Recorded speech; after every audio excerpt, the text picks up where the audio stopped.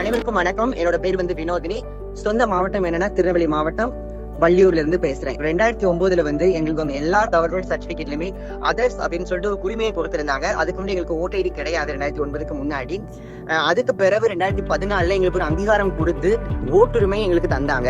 இது மூலமா நாங்களும் இந்தியாவில ஒரு மனுஷி தான் அப்படின்னு சொல்லிட்டு எங்க மனசுக்குள்ள ஒரு தன்னம்பிக்கை ஏற்படுத்தினது. 2014 பிறகு நாங்களும் ஓட்டு போட ஆரம்பிச்சிட்டோம். இனியும் தொடர்ந்து எங்க வாக்குப்பதிவை நாங்க கண்டிப்பா செலுத்துவோம். தமிழ்நாடு பொறுத்த வரைக்கும் 100% ஓட்டு கம்ப்ளீட் பண்ணிருங்க.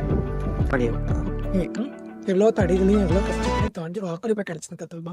நான் 2 சட்டமன்ற தொகுதி தேர்தலில் டாக் சேர்த்துருக்கேன். அதே போல் இது என்னோட 3வது சட்டமன்ற இல்லையும் கண்டிப்பாக நான் என்ன ஊரில் போய் வாக்கு போடுவேன்.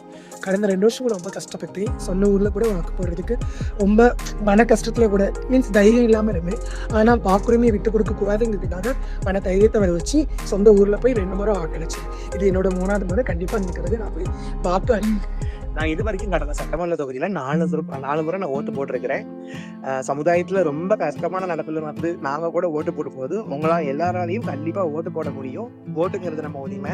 நம்ம விரல்ல வைக்கிற மை வெறும் மை இல்லை, அது நம்மளோட உரிமை.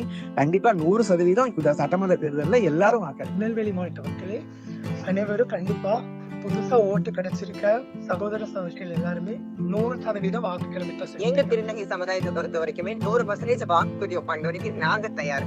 நம்ம திருநங்கை மாவட்டத்துல எல்லா மக்களுமே 100% வாக்குப்பதிவு பண்ணதுக்கு நீங்க தயாரா இருக்கீங்களா? 100% தவறாமல் வாக்களிப்போம்.